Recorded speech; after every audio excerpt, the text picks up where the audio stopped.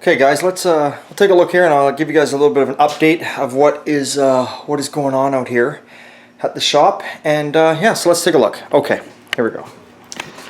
Okay, so if you recall, Dennis's Chevelle, last time you seen it, I had the body mounted on the frame, and you can see we've painted all the blue. What I've done now is I've gotten the power booster mounted, master cylinders mounted. Master cylinder, now when master cylinders come, they come already like a cast iron. Now, and we all know what happens to cast iron parts. They usually rust right away.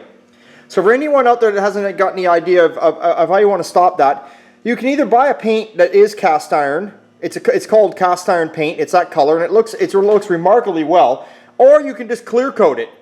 Now I use, obviously, you know, when we're painting parts around here, I use a good clear coat. So I clear coated it, so there's no chance of it rusting. And what we did, now you're probably saying, well, you mounted it, shouldn't you bench bleed it first? We've already bench bled it. That's why the plugs are in the proportioning valve. We blocked the lines. And basically bench bleeding, to any novice guys out there, is when you get a master cylinder, it should come with a line kit, a plastic hose kit with some different fittings that fit in here. And basically they look like this fitting. Here's one, actually I'm using a black plug the back line. See, it threads in, and here I've capped it. But what would happen is they give you a rubber hose that would go on. So what you do here, quick explanation, I should have showed you this on the bench. You'd screw one fitting in there and one fitting in there. You'd run a hose up to this side of the reservoir and a hose to this side. And obviously the master cylinder is full of fluid. You'd have this, you know, squared away in your bench, and you'd take like a nice round punch and you would go back and forth. Slowly now. Push the piston in and out slowly. Don't jam it right as far as you can to the very bottom. Don't be bottoming it out. Don't be going 100 miles an hour with it and beating on it. Just do it slowly, and you'll see the bubbles come out of the plastic lines. And when they're all out of there, that, you know, basically you'll feel it get stiffer and stiffer to push. Then you bled the master. Now, yes, you could probably bleed the master on the car if you wanted and go through when you got all the brakes together, but you're going to be there forever. Now the master is bled. What's going to happen is when we go to hook the brakes up, basically all we're going to bleed is from this point down, because the master's, it's done. Okay? Okay. Now, before you can mount anything to the firewall, you got to buy, I don't know if you guys can see it, there's an insulation pad you buy, and you put it in there. And we've put the insulation pad in. Now, as you can tell, I've got, I don't know if you can see that in there, guys, but anyway, that big black box right there is the heater. The heater's in there with a brand new heater core. We've got that all mounted for Dennis. We've put the e-brake assembly in. The e-brake pedal is in. We had to replace some cables on his heater unit. We go around here. Now, I tested the heater fan, easy enough to do. Put power just from a battery and ground it. Make sure the heater fan works before you put it on. Obviously, that's pretty common. If it didn't work, well, I guess get a new one. But this one worked just fine.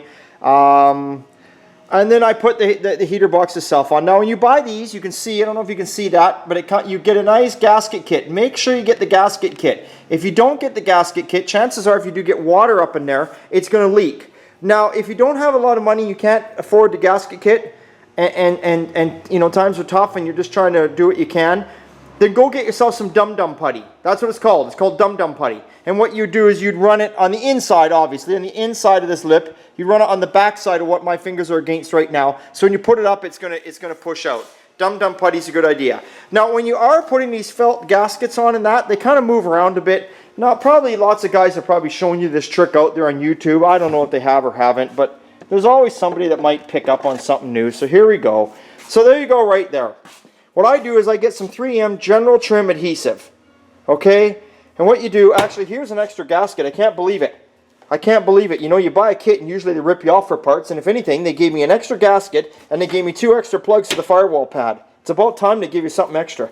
But anyway, what you do, shake this shit up really good. Spray it along this side of this gasket. You know, give it a little coat. You don't have to give it a lot. Stick it on. If say for instance we're sticking it on here, you just stick it on here. Let it tack up. All that's doing is when you go to put. Let me turn this around. All that's doing is when you go to put the parts and the pieces, bolt them together, you're not trying to hold that bloody rubber or anything. Now, I use spray glue on a lot of things. I use spray glue when I put valve cover gaskets on. I don't believe in putting silicone on valve cover gaskets. I'm not a big believer of that. Oil pan gaskets, like the side ones I'm talking, I use the spray glue on that also. Intake manifold gaskets on the sides, I use spray glue on that also too. So spray glue is a handy thing to have in your shop. So it doesn't hurt nothing. It's just basically holding everything in place for you so you don't have to have that third set of hands that you need. Okay. So that's what's going on with Dennis's Chevelle. Now if you remember a while back, we had Greendale Motors, the owner there, Ken. Great guys out here in Chilliwack if you're out here for automotive repairs. We got his, oh God, what year is it again? Now, see, now I'm going to really fuck this up. Was it 81 or 83? I have to look back at my videos. Even I can't remember. It's an 83, I think. Z28. Anyway, he brought it in. Like I said, he brought it in. We were doing it in pieces. If you go back, you'll see it on some of the videos. We're doing it in pieces. And he took it back because he's trying to save a little bit of money. And he bolted the car all back together himself. So basically what happens there when a customer is going to bolt it back together themselves, if stuff don't line up and doesn't match up, it's kind of like, you know, that's kind of your problem now, you know. But I'm not like that here at the shop. I'll call the customer and say, look, you know, I know you're trying to save money and you bolted some stuff together, but the lines ain't quite right. You got to fix this, you got to fix that. And sometimes it can be a hassle because they want to run the car back and forth. But in this case, normally I wouldn't do that for customers because it just becomes a big gong show. I mean, if I'm going to, you know, if I'm going to start doing that, then I may as well let the guys come here and use my wrenches too and work on their own fucking cars. So normally, if anyone out there is watching these videos, normally I do not allow that. I allowed it for Ken because Ken owns an automotive repair shop down the road. Obviously, he's mechanically inclined. He can bolt his own car back together. So, and he's a good guy, and you know, shops have to work together, in my opinion. It's not all about hating one another, a big competition. Mind you, there are some shops in town that I just can't stand, I have to admit myself. There's a new guy that just opened up like a year ago, and it's just a fucking dick. But anyway, that's besides the point. So anyway, we'll go back to this. So it's getting ready. Dr. Dave is in there. He's blocking this car all by hand. We're trying to do a really nice job on this car, which takes time. You guys all know it. Doing it by hand takes forever. So we're blocking it all by hand. We're going to finish it off, get her out the door, and be finished off, and she's going to be going for paint here pretty quick. Okay, so that is what's going on with our 83 Z28, and with my luck it's probably an 81. I probably just fucked up because I'm no good on years. Which brings me, let me turn this around, which brings me to the topic of this Mustang. Many of you guys wrote in and said, I think it's a 66 Mustang because of the grille and the side trim. And you know what? You guys are right.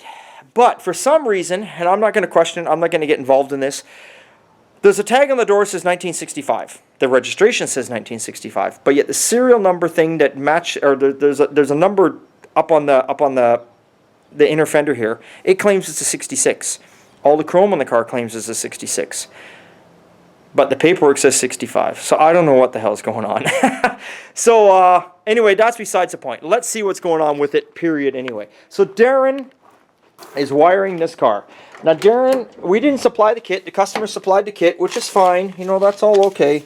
And what he got here was there we go. Any guys out there doing Mustangs? What's this say here? It says it's for a Mustang and 66 to 77 Bronco Classic Series, whatever the hell. So there you go.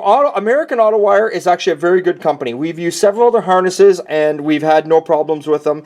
There's several good wiring companies out there, and we've had no problems. So it looks like Darren, you know, I leave Darren alone during the day, so this is actually the first time I've come out here to look to see what he's done. Looks like he's got the headlight switch in. He's got all the wires sitting here, obviously, for the gauges and stuff like that. So he's doing looks like he's doing a good job there. I see he's got the gauges sitting right up there on the cowl. So it looks like he's, okay, what do we got here? He's got all the turn signals and headlight wires right here. Looks like he's got the, I don't know what he's got going on here. What is it? Ignition, 12 volts, and neutral safety switch wiring going on here. And over here he's got all the rest of the other harness for whatever the hell it says here. Ignition feed and tack and coil. He's got, anyway, I don't know. He's doing his job. He's doing his job. He's doing a good job. And so we're getting this car wired up. So he started on it today. Today was the first day Darren was on it. And hopefully he's done by tomorrow. It should be done by the end of the day. If he's not, it'll be done on Thursday for sure. It just depends on cars. Some cars, let me get this turned around again. Sometimes guys say to you, you know, it should only take a couple days to wire a car. Granted, it should if everything is new. But most of these cars aren't new. Just because they got a new wiring harness, guess what? You're still using all the old light sockets in the back of the dash. You're still using all the old light sockets usually on the back of the taillights. And half the time you got to fuck around with that shit and you got to clean it up. So to all you guys out there to say, I want to bring my car into you because the guy says it only takes a couple days to wire it, he's right. Usually it should be a couple days, 16 hours, maybe 20 hours. But when you start getting in the rusty old light sockets and won't come out and shit starts going wrong and shit like this and crap like that and bullshit like this, and here we go, we're ranting and raving again, aren't we? But you know what I'm saying, guys? You know what I'm saying? You can, there is, it's just all by the hour. So, but he's got a good start on this car. And I did talk to Darren before he left. He told me he was hoping to have it done by the end of tomorrow. And if not, he said he'd be into it for Thursday for a bit of time. And then out the door it goes. So it looks like worst case scenario, 2 days for sure. Worst case scenario, maybe 3 days. But, you know, it is what it is. That's just how business is. It is what it is. To all you novice guys out there, it is what it is when it comes to old cars. You don't know where it's going to go. You don't know how long it's going to take. You all want a quote. We give you a rough idea. You can't give an exact estimate because how do you know when you start on bolt? How do you know by looking at a car how them bolts are going to come out? How do you know they're not going to break? How do you know the light socket's not going to be all rusted inside? How do you know anything? You don't.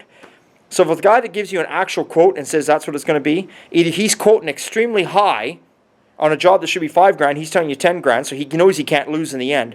Or he's quoting really low and he's losing his ass. He's, you know, or he just doesn't know what he's doing. I mean, it's just, I don't know. Only my opinion. My opinion does not count.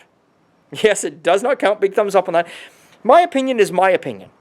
Just like my latest rant I did here on the eBay thing. That's only my opinion. That's it. So, it's everyone's opinion counts. It's just don't be a dick about it. All right. Okay, guys. So big thumbs up. We'll see you later. And yes, I will definitely get a video going here, Dr. Dave, soon. Okay, see you later.